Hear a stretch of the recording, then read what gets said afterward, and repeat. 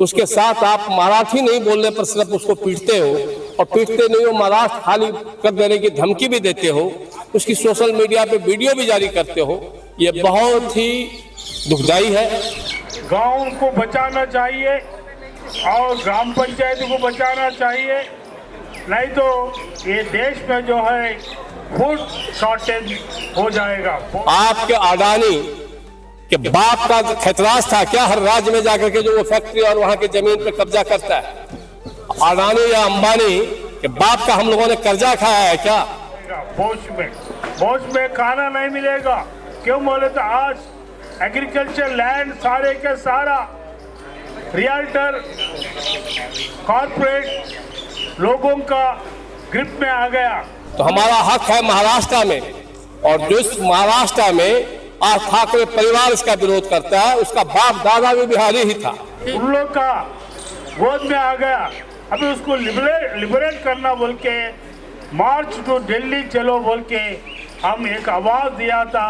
किसी भी राज्य में जाकर के किसी भी राज्य का आदमी, किसी भी भाषा का आदमी वहाँ अपना रोजी रोजगार कर सकता है। करना बोल के हमारा विनती है। हमारा सीए डैनियल भी आपसे बात करके 2 मिनट, अन्यथा हम लोगों को उन्हीं के भाषा में जवाब देना पड़ेगा। गांव पूरा गांव चले जा रहे, गांव का प्लेस पे शहर बन जा रहे। जो ग्राम पंचायत थी वो रियल्टर 50 शेयर्स और 100 शेयर्स बनने के लिए वो म्यूनसिपालिटी और मेट्रो सिटीज हो जा रहे। गांव को बचाना चाहिए और ग्राम पंचायत को बचाना चाहिए, नहीं तो ये देश में जो है फूड शॉर्टेज हो जाएगा। बोझ में खाना नहीं मिलेगा। क्यों बोले तो आज एग्रीकल्चर लैंड सारे के सारा रियल्टर कॉर्पोरेट लोगों का ग्रिप में आ गया। उन लोग का गोद में आ गया। अभी उसको लिबरेट करना बोल के मार्च टू दिल्ली चलो बोल के हम एक आवाज दिया था। ये संगठन को आप लोग आके सुन रहे बोले तो आपको पूरा धन्यवाद। क्यों बोले थे आज एक ग्लैमर लीडर एक पैसा पैकेज और पीकेज और लीकेज बोलता। पैकेज बोले तो जो पैसा देके लोडिंग करने वालों को और लीडिंग करने वालों को, उन लोग के लिए लोग आ रहे जा रहे, क्यों आ रहे क्यों जा रहे उन लोग को नहीं मालूम है। आज मुद्दा है, जमीन का मुद्दा है। भारत देश, भारत का माता जो है, ये जमीन प्रकृति है, ये नेचुरल है। ये जमीन जो है बांटना बोल के हम लोग का डिमांड है। इसलिए हम लोग आज संसद आखिरी दिन है, प्रधानमंत्री और राष्ट्रपति और 500 जो है 40 पार्लियामेंट मेंबर्स और 250 राज्यसभा मेंबर, उन लोग को मेमोरेंडम देने के लिए हम लोग कई 3 दिन से घूम रहे। आज हमारा सुभाष बिहारी नेतृत्व में वो बहुत बड़ा कष्टजीवी है। वो हमेशा A to Z है। वो एक्टिंग करता, वो भाषण देता, मेहनत करता, मजदूर करता, हर थिंग। वो विचारधारा बहुत बड़ा है। इसलिए आज हम लोग ये मंच पे आया, वो बहुत खुशी का बात है। आज इसको सफल करना बोल के हमारा विनती है। हमारा सीए डैनियल भी आपसे बात करके 2 मिनट। मेरा नाम सीए डैनियल एडम्स है। मैं हैदराबाद से आया। हमारा बड़ा भाई दयानंदना और पोराटाला रामन्ना, तो अब हमारा सुभाष बिहारी साहब और जो भी आया इधर, ये क्या अपन को सरकार को लड़ाई है। जमीन किसका आया भाई? जमीन भगवान दिया अपन को। ये लोग पॉलिटिशियन है, एमएलए, एमपीस, कॉर्पोरेट ऑफिसर्स पूरे लूट ले रहे। अरे गरीब लोगों का हक है, जीने का हक है, रहने का हक है। ये पूरा जमीन ऊपर वाला भगवान दिए, सो जमीन को ये लोग पूरे लूट ले रहे, गरीब को गरीब लगा रहे। हैदराबाद में भी एक जमाने में इंदिरा गांधी क्या बोला, गरीबी हटाओ बोला। आज तक नहीं हटा गरीबी, गरीब और गरीब बढ़ रहा। तो मैं क्या बोल रहा हूँ, ये सरकार को क्या बोल रहा हूँ, पूरा रिसर्वे कराओ, पूरा गवर्नमेंट पूरा रिसर्वे करके जो भी गरीब है, जो भी जमीन नहीं है, जो भी घर नहीं है, वो लोग को देना, वो लोग का हक है। तो ये लोग लोकल एमएलएस, एमपीस, मिनिस्टर्स पूरा बेनामी का नामा लगा लेके पूरा जमीना लूट ले रहे। ये सबको मालूम है। हिंदुस्तान में ये तो रिवाज हो गया, गरीब को गरीबी लगाना, अमीर अमीर हो जाता। आजकल हमारा हैदराबाद में एक मामूल कॉर्पोरेटर, म्युनिसिपल कॉर्पोरेटर 5 साल काम करे तो 100 करोड़ का बारह 100 करोड़। अभी एमएलए कितना कमाना, एमपी कितना कमाना, लूट ले रहे वो लोग, पूरा गरीब का पैसे लूट ले रहे, गरीब का टैक्स लूट ले रहे। फिर गरीब को क्या दे रहे? हम बोल रहे अगर सरकार को दम है तो जो भी गरीब लोग है वो लोग को जमीन दो, जमीन वो लोग का हक है। तो मैं आपको बोल रहा हूँ, जब तक ये नहीं बनता अपन ऐसे लड़ते रहना, बगैर लड़ाई नहीं होता। ये क्यों बोलो तो अगर ऐसा भी नहीं सुना तो अपन गवर्नमेंट के ऊपर हड़ताल करना और रिवोल्ट हो जाना अपन जब भी सुनते ये सरकार। तो मैं क्या बोल रहा हूँ, आप लोग हिम्मत नको हारो। हिंदुस्तान में बहुत जगह पे ये गरीब लोग इतना सता रहे, गरीब लोग को जमीन नहीं है, वो लोग को टॉयलेट नहीं है, और इसलिए आज भी गांव में टॉयलेट को बाहर जा रहे। ये सरकार क्या बोलता, प्राइम मिनिस्टर सबका विकास बोल रहे, किसका भी विकास नहीं हो रहा, ओनली बीजेपी पार्टी लोग का विकास हो रहा। तो मैं क्या बोल रहा हूँ, आप लोग जब तक आप लोग को जमीन आता हम आपके साथ है। Thank you. मैं इनका बहुत बहुत धन्यवाद करता हूं। और थोड़ा इनके साथ जो हमारी और एक बहन आई है, इनका भी बहुत करता हूं कि उन्होंने इस कार्यक्रम में भाग लेकर के इस कार्यक्रम का शोभा बढ़ा दिया। अब मैं राम अवध यादव जी का काम करने वाले, चाहे वो अन्य राज्य के लोग हों, अभी मध्य अहमदाबाद के एक साथी जो गुजरात के रहने वाले हैं, उनको महाराष्ट्र में मराठी नहीं बोलने आया, जिसके कारण उसका वीडियो बनाकर उसको पीटा गया, उसको जलील किया गया और महाराष्ट्र छोड़कर जाने की धमकी दी गई। मैं महाराष्ट्र सरकार को चुनौती देता हूं, यह भारत के संविधान से देश चलता है और संविधान ने यह अधिकार तमाम राज्य के लोगों को बराबर का दिया है कि कोई भी राज्य के व्यक्ति किसी भी राज्य में जाकर अपनी मेहनत मजदूरी कर और अपने परिवार का पालन पोषण कर सकता है। और हिंदी भाषा राष्ट्रीय भाषा है। हिंदी भाषा किसी भी राज्य में जाकर के लोग बोलते हैं, कारण कि अलग अलग राज्य में भी अलग अलग क्षेत्र के अलग अलग भाषा है। जो एक राज्य का ही आदमी एक राज्य की सारी भाषा नहीं बोल सकता, वो अन्य राज्यों का आदमी कैसे बोल सकता है। और अगर ये बात आएगी तो और राज्यों में भी इसकी बहुत भाईचारे पे एक प्रहार होगा और अन्य राज्यों में भी हिंदी भाषी लोगों के साथ दिक्कत होगा। इसलिए महाराष्ट्र सरकार हाथ पे हाथ और गूंगा और बहरा बन करके इस घटना को देखता रहा। सोशल मीडिया पे ऐसे वीडियो जारी करने वाले लोगों को एवं जिन लोगों के द्वारा यह वीडियो बनाया गया अपनी दबदबाई दिखाने के लिए और लोगों की भावनाओं के साथ खेलने का काम किया, हम भारत सरकार से और महाराष्ट्र सरकार से यह मांग करते हैं कि ऐसे लोगों के खिलाफ कठोर से कठोर कार्रवाई हो।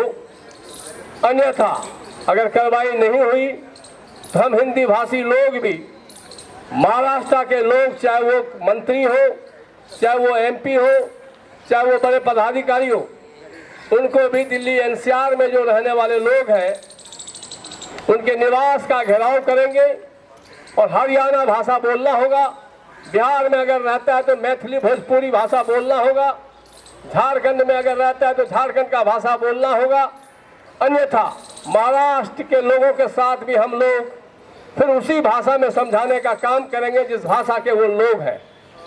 और ठाकरे जी ने, ठाकरे ब्रदर के द्वारा जो उन्होंने मराठी भाषा नहीं बोलने पर महाराष्ट्र से हिंदी भाषी लोगों को चले जाने के लिए बोला है, मैं उनको आगाह करना चाहता हूं कि हिंदी भाषी लोगों के द्वारा ही आपके महाराष्ट्र के विकास में प्रवासी मजदूरों का, प्रवासी रोजगार मर्रा काम करने वाले लोगों का भी उतना ही भागीदारी है जितना महाराष्ट्र के लोगों की भागीदारी है। हम सम्मान करना जानते हैं। हमारी पहचान सम्मान, स्वाभिमान और समाधान। हम सम्मान के साथ आपके राज्य में या किसी भी राज्य में लोग रहते हैं, अपनी मेहनत मजदूरी करके अपने परिवार का पालन पोषण करते हैं। लेकिन उस राज्य के लोग अगर उसका नाजायज फायदा उठाने का काम करता है, उस तरह का घिनौनी घटना करता है, निश्चित रूप से राज्य सरकार को कठोरता से कार्रवाई करनी चाहिए थी एवं केंद्र सरकार को भी इसमें हस्तक्षेप करना चाहिए था। हम लोग आज उसी उद्देश्य के साथ अपनी बात को रखने के लिए आए हैं और केंद्र सरकार के गृह मंत्री और प्रधानमंत्री से अपील करने आए हैं कि आप महाराष्ट्र सरकार में हस्तक्षेप करें और महाराष्ट्र में जो इस तरीके की घटना हो रही है, ये भाईचारा को कहीं ना कहीं खंडित करता है। और हम लोग राष्ट्र प्रेम में और बाबा साहब की अगुवाई के लोग हैं। माननीय रामविलास पासवान जी के विचारों में आस्था और विश्वास रखने वाले लोग हैं। हम लोग नहीं चाहते हैं कि भाईचारे में कहीं भी दरार आए, लेकिन हमारे लोगों के साथ अगर अन्याय हुआ, उनके मान सम्मान को ठेस पहुंचाने का काम हुआ, तो हम लोग गांधी के पुजारी जरूर हैं, लेकिन हम लोग नेताजी सुभाष चंद्र बोस को भी मानने वाले लोग हैं। हम लोगों को अगर कोई कांटा बोए तो तू बोए उसको भाला, वो भी साला क्या याद करेगा, पड़ा है किसी से पाला। हम लोग निश्चित रूप से भाईचारे की बात करने आए हैं आज, लेकिन सरकार ने हस्तक्षेप कर प्रवासियों के मान सम्मान की बात अगर नहीं किया, उस पर कार्रवाई नहीं किया, तो निश्चित रूप से हम झारखंड और बिहार के और यूपी के लोग किसी भी चीज को मनवाना जानते हैं और वो हम मनवा लेंगे। महाराष्ट्र के किसी मंत्री का जब घेराव करेंगे, उनको जब हरियाणी भाषा नहीं बोलने के बाद उनके गाल पे चपाटे मारेंगे, उनके कपड़े फाड़ेंगे, तब बात पहुंचेगी कि ऐसा क्यों हुआ। ऐसा इसलिए हुआ कि मान सम्मान चाहे वो गरीब हो चाहे वो अमीर हो बराबर है। बाबा साहब के संविधान ने एक वोट के माध्यम से सबको बराबर का सम्मान देने का काम किया है। तो जब हम वोट के माध्यम से बराबर का सम्मान के हकदार हैं, तो हर चीज में हमारी भागीदारी चाहिए। किसी भी राज्य में अगर महाराष्ट्र के लोग जाकर के अपना व्यापार करते हैं, अडानी और अंबानी का अगर अलग अलग राज्य में व्यापार चल सकता है, तो हमारे झारखंड और बिहार और उत्तर प्रदेश के लोग भी वहां जाके रोजगार करेंगे। अन्यथा आपके किसी राज्य में सिर्फ मजदूरी करने के लिए हम लोग हिंदी भाषी लोग पैदा नहीं हुए। हम लोग हिंदी भाषी लोग हर भाषा में समझाना जानते हैं। और आपने जो रखा कि हर राज्य का एक भाषा का सम्मान होना चाहिए, हम तमाम साथी की ओर से महाराष्ट्र के भाषा का और महाराष्ट्र के लोगों का सम्मान करना चाहते हैं और जानते भी हैं। लेकिन हमारे लोगों के साथ अगर उन्होंने दुर्व्यवहार करने का हिम्मत किया, तो निश्चित रूप से इससे परिणाम बहुत ही खतरनाक होगा, भयानक होगा। और हम लोग चुप रहने वाले नहीं हैं। आज हमारी संख्या कम जरूर है, सिर्फ इसलिए कि हम व्यवस्था बिगाड़ना नहीं चाहते हैं। हम जानते हैं कि अगर हम यहाँ 1000-2000 आदमी भी एकत्रित हो जाएंगे, तो बात वही पहुंचेगी जो बात आज हम करने आए हैं।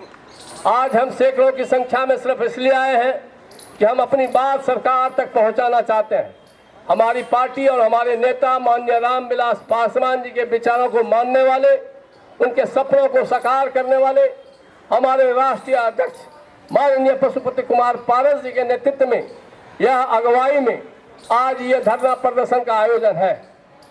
और निश्चित रूप से हम लोग अपने नेता के नेतृत्व में किसी भी व्यक्ति का मान सम्मान के साथ खिलवाड़ करने नहीं देंगे। और चाहे वो दलित हो, चाहे वो वंचित हो, चाहे वो शोषित हो, चाहे वो गरीब हो, आप उसके भावनाओं के साथ, उसके मान सम्मान के साथ खिलवाड़ करने नहीं देंगे, चाहे वो कोई भी व्यक्ति हो। तो सरकार से मेरा गुहार है, आवेदन है, प्रार्थना है कि किसी भी राज्य में जो इस तरीके की घटना हो रही है उस पर अंकुश लगाने का काम करें, और जो घटना का अंजाम देने वाले लोग हैं उसके ऊपर कठोर से कठोर कार्रवाई हो।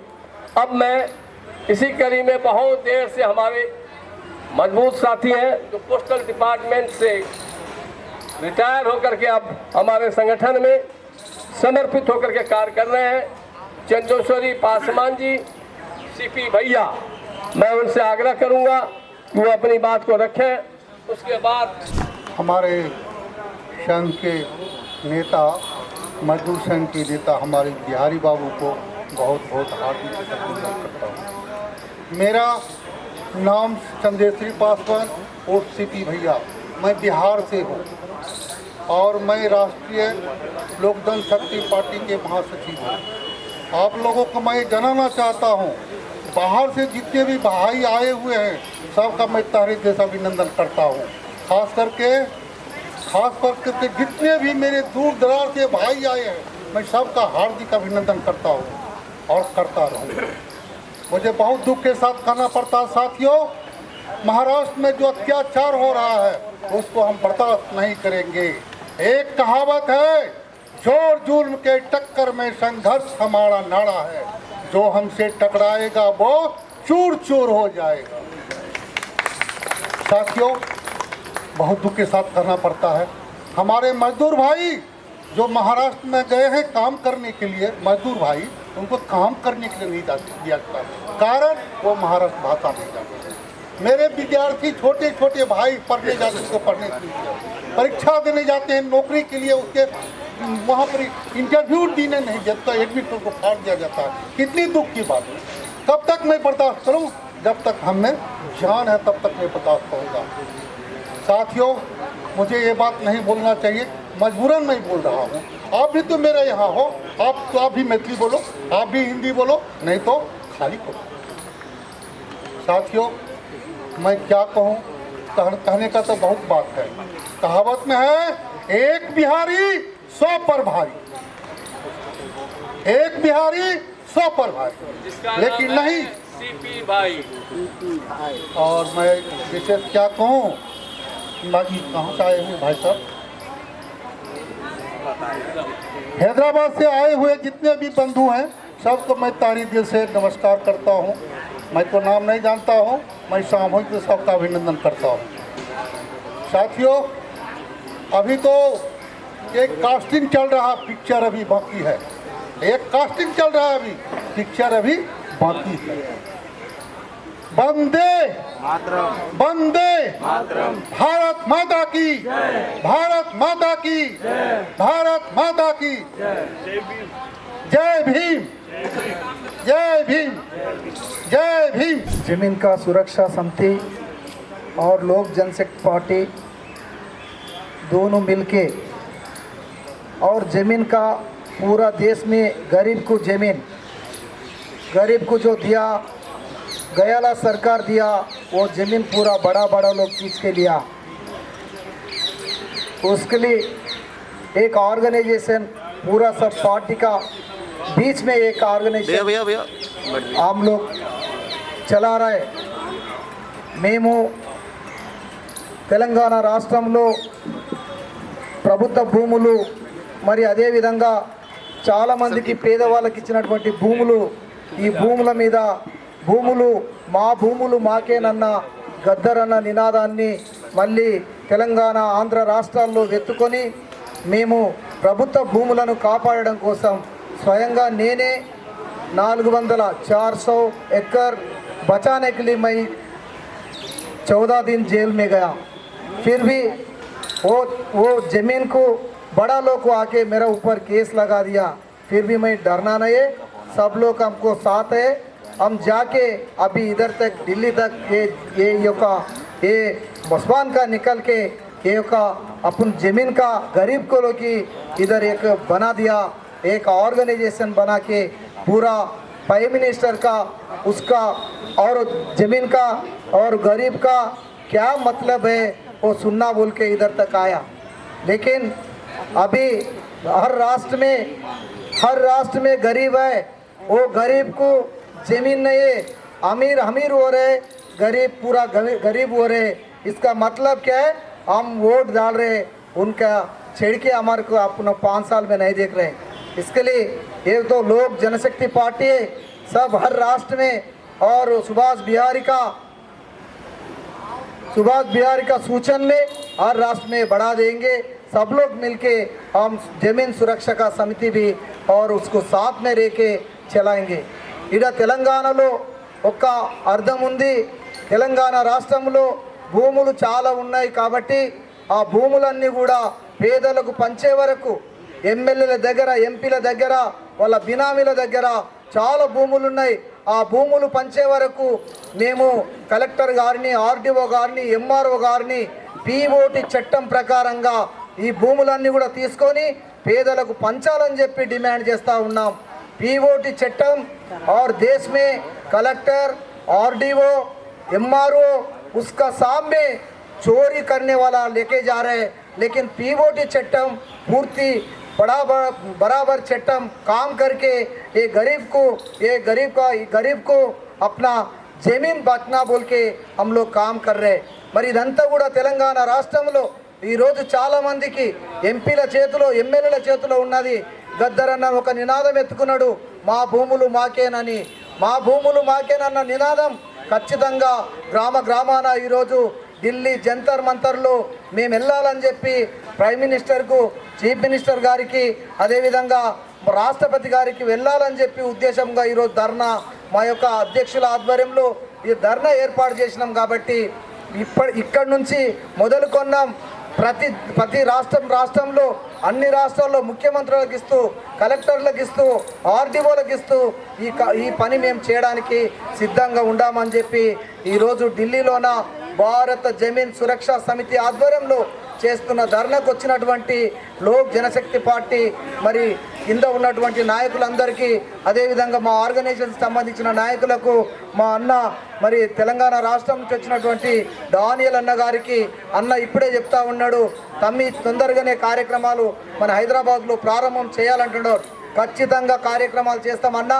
వెంటనే మనం రౌండ్ టేబుల్ సమావేశాన్ని ఏర్పాటు చేసి అఖిల పక్షాలను పిలిచి ఈ కార్యక్రమాన్ని ముందుకు తీసుకుపోదామని చెప్పి ఈరోజు మరి और ये ज़मीन गरीब लोग को हर राष्ट्र में है, दयచేసి सब लोग सुनना है। ये ज़मीन बांटने तक लड़के रहते हैं, लड़ने का तैयार है। ये ऑर्गेनाइजेशन पूरा सामने चलता है। जय भीम, जय भारत, जय ज़मीन। अन्ना जी ने मेरी बहुत बड़ी क्रांति है, करंट है, और उत्तराखंड की धरती देवभूमि से ये आई हैं।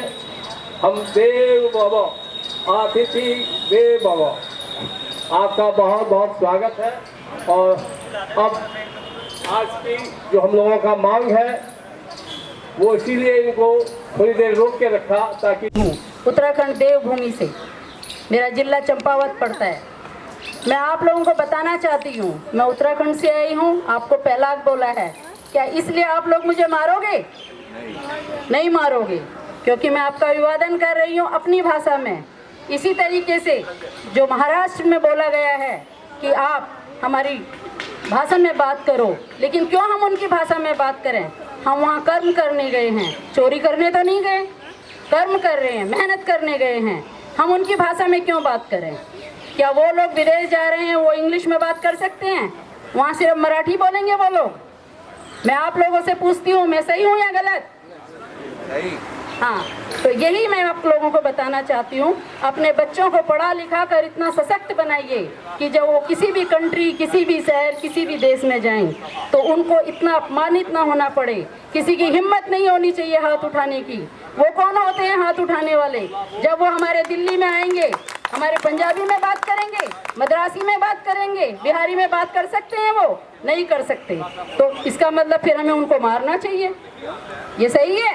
उनको मारना गलत है। तो उनकी समझ में क्यों नहीं आ रहा है कि हम लोग गलत कर रहे हैं? क्योंकि उनकी सरकार उनको सह दे रही है, उनकी सरकार गलत है। और हम सब इसीलिए यहाँ एकत्रित हुए हैं कि उनकी सरकार का विरोध कर सकें। उद्धव ठाकरे, राज ठाकरे, ये जो भी उनके सरकारी बड़े बड़े बने हुए हैं यहाँ पर नेता, वो इनको दे रहे हैं कि सह करके कि जाओ और अपने काम करो। किसी की हिम्मत नहीं होती है एक दूसरे पर हाथ उठाने की। ये कुछ असामाजिक तत्व होते हैं जो सरकार के साथ मिले होते हैं। सरकार की रजामंदी से ही ये इस तरीके का कार्य करते हैं, नहीं तो कोई किसी को हाथ नहीं लगा सकता। क्या उनकी सरकार के अंदर इतना दम नहीं है? उन असामाजिक तत्वों को पकड़कर उनको सजा दी जाए। वो सह क्यों दे रहे हैं? उनको बुलाकर उनको अपमानित करो, हमारे पास लेके आओ, हम बताते हैं उनको भाषा क्या होती है। हमारी राष्ट्रभाषा क्या है? हिंदी है। हिंदी देवनागरी से बनी है और हमारे प्रधानमंत्री जहाँ भी जाते हैं वो हिंदी में भाषण करते हैं। तो मराठा में जाएंगे तो मराठी भाषा में बात करेंगे, तो इसका मतलब वो उनको भी मार देंगे क्योंकि उनको सह मिली हुई है।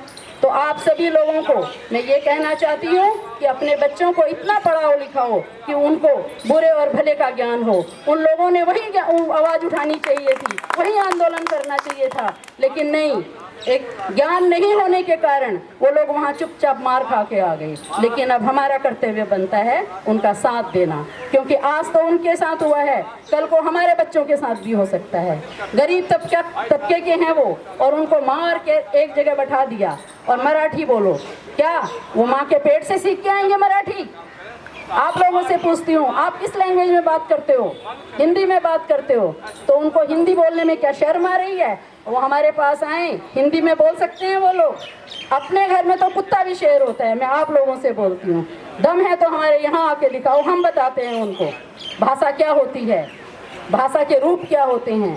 ये इंसानियत और हैवानियत दोनों को शर्मसार कर रही है। मैं आप लोगों से कहती हूँ, आगे बढ़ो, हमारे साथ आओ, आंदोलन में साथ दो। आज बहुत कम लोग आए हैं, इतना जागरूक हो कि यहाँ पर ये सभा सारी भर जाए और हम आगे अपने बच्चों के लिए एक लड़ाई लड़ सकें, ताकि उनको दूर जाकर अपमानित ना होना पड़े। कर्म करने के लिए गए हैं, हर तरीके का साथ देंगे हम आप लोगों का, लेकिन हमें भी आप लोगों का साथ दें। वंदे वंदे भारत माता की, भारत माता की। धन्यवाद।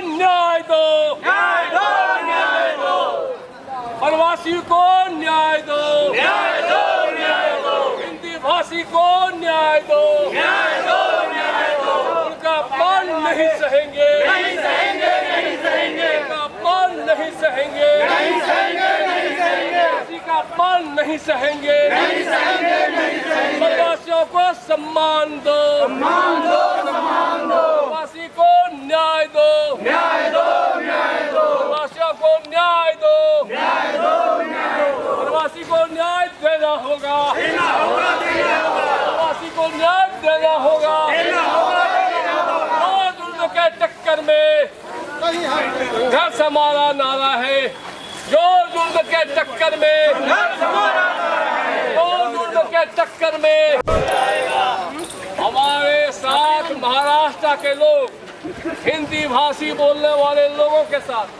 मारपीट, गाली गलौज कर और महाराष्ट्र खाली करने का जो धमकी दिया जा रहा है, और उसके बाद भी सोशल मीडिया को दबाव, जिंदाबाद, जिंदाबाद, हिंदी भाषी, हिंदी भाषी को सम्मान देना होगा, देना होगा, देना होगा। आदिवासी दलितों के जमीन पे कब्जा बंद करो, बंद करो, बंद करो। आदिवासी दलितों के जमीन पे कब्जा बंद करो, बंद करो, बंद करो। आदिवासी दलितों के जमीन पे कब्जा बंद करो, बंद करो, बंद करो। आदिवासी दलितों के जमीन। आज राष्ट्रीय जन लोक शक्ति पार्टी का आज प्रोग्राम था जंतर मंतर पे। आज हमारे बीच में सुभाष बिहारी जी हैं, सर, आप लोग जो मुद्दा उठा रहे हैं कि महाराष्ट्र में जो हिंदी भाषी लोगों पर जो अत्याचार हो रहा है, जिसमें उनको मारा जा रहा है, पीटा जा रहा है, तो क्या अलग अलग राज्यों में यही मुद्दा तूल पकड़ता जाएगा? देखिए, आज हम लोग एक मुद्दे के साथ नहीं, आज जंतर मंतर की इस पावन धरती पर तीन मुद्दे हैं और देश में मुद्दों की कमी नहीं है। रोज एक से एक आपराधिक घटना घटती है।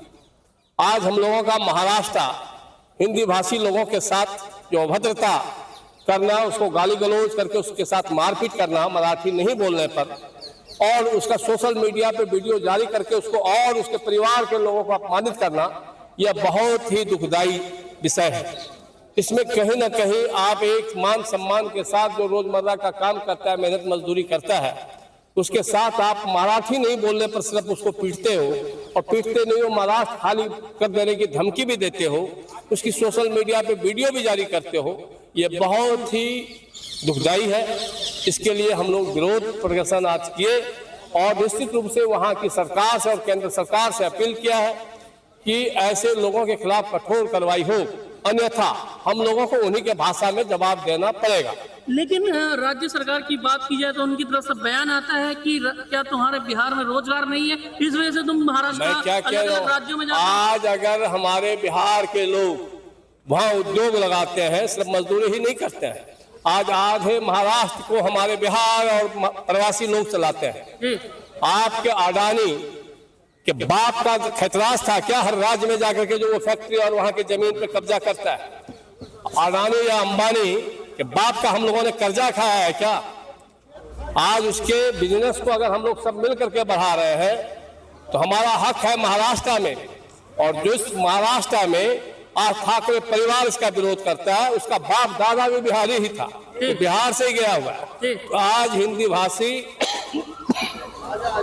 लोगों के साथ इस तरीके का व्यवहार करना ये कहीं न कहीं बहुत गलत है, और बाबा साहब का संविधान ये अधिकार दिया है कि किसी भी राज्य में जाकर के किसी भी राज्य का आदमी, किसी भी भाषा का आदमी वहाँ अपना रोजी रोजगार कर सकता है।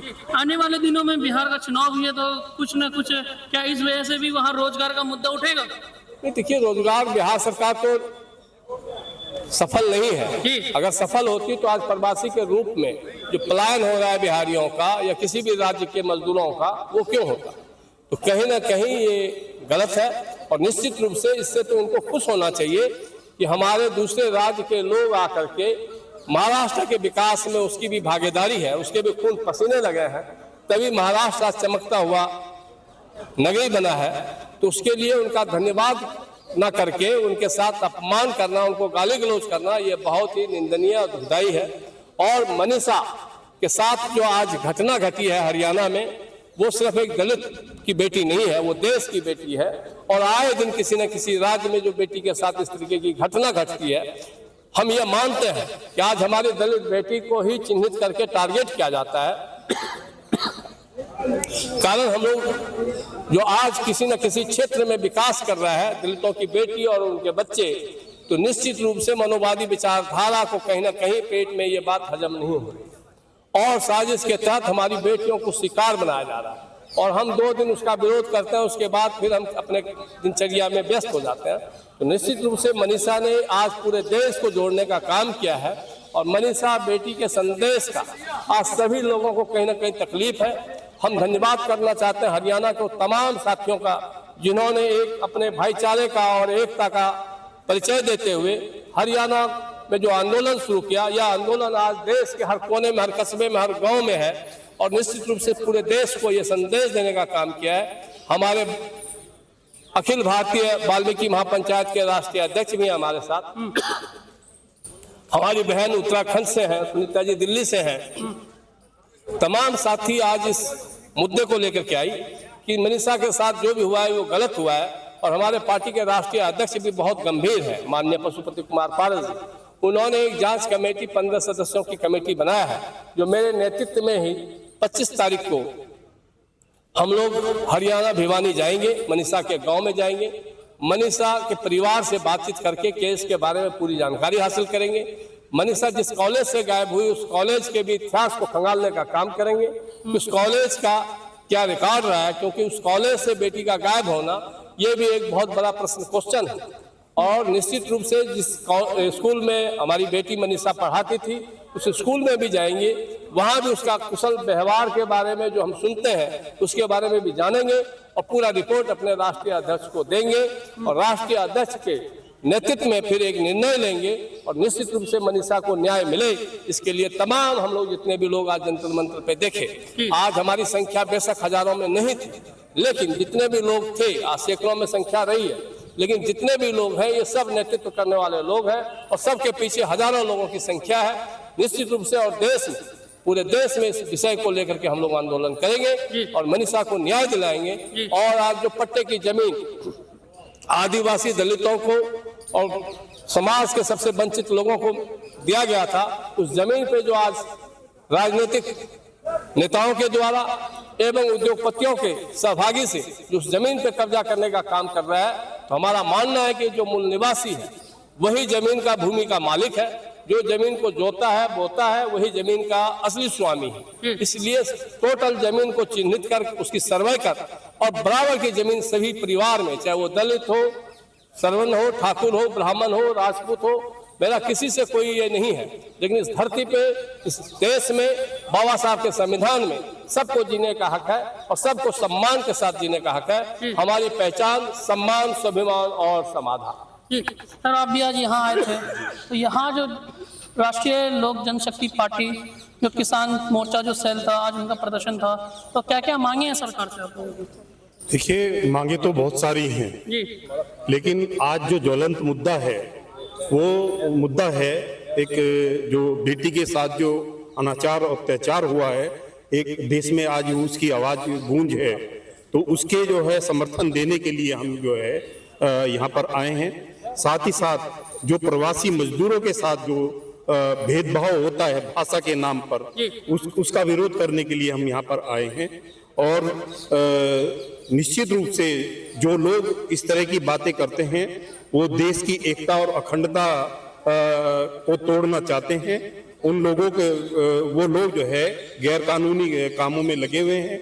देश में किसी को भी कहीं पर भी रोजगार करने का अधिकार है, कोई कहीं पर भी जाके अपना रोजगार जो है सृजन कर सकता है, कहीं पर भी वो कर सकता है। और जहां तक सवाल है, जैसा कि अभी सुभाष भुयारी जी ने कहा कि जो श्रम है, श्रम जो है एक उद्योग में जो है रक्त का काम करता है, तो उसकी जो है भी सुरक्षा होनी चाहिए। और जिस तरह से वहाँ पे के उद्योगों में जो है बिहार के श्रमिक जाके काम करते हैं, एक बड़ा जो है हिस्सेदारी है देश के निर्माण में, बड़ा तबका काम करता है और उनकी भागीदारी है देश के निर्माण में, तो उसको इग्नोर नहीं किया जा सकता भाषा के नाम पर। इस तरह से तो जो है देश के छोटे छोटे टुकड़े हो जाएंगे भाषा के नाम पर, धर्म के नाम पर, प्रांत के नाम पर।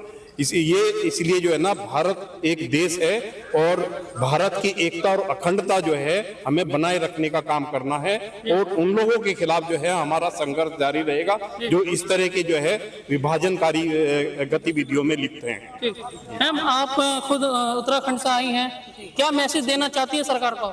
सरकार को मैं यही मैसेज देना चाहती हूँ कि मैं उत्तराखंड से हूँ, मुझे कुमाऊनी आती है, हिंदी आती है, मुझे मराठी तो नहीं आती। अगर मैं मराठा जाती हूँ और वहाँ जाके मुझसे बोला जाए कि मराठी में बात करो, मैं उनसे बोलती हूँ यहाँ आकर हिंदी में बात करो, हमारी कुमाऊनी भाषा में बात करो, नहीं करोगे तो हम भी मारेंगे। चलन तो उन्होंने ही चलाया है ना। आज हमारे बच्चे रोजगार के लिए बाहर जा रहे हैं, ठीक है, यहाँ उनका परिवार है, क्या बीतती होगी उस परिवार पर जब वो इस तरीके की हरकतें कर रहे हैं? उनका भी तो परिवार होगा।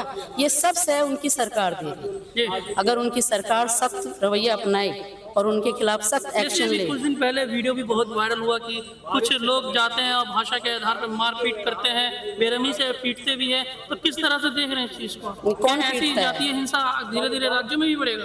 नहीं बढ़ेगा। अगर इस बार हम यहाँ आंदोलन कर रहे हैं, ऐसे ही आंदोलन और चलाए जाएंगे और उनको सख्त से सख्त सजा दी जाएगी, तो किसकी हिम्मत होगी ऐसा करने की?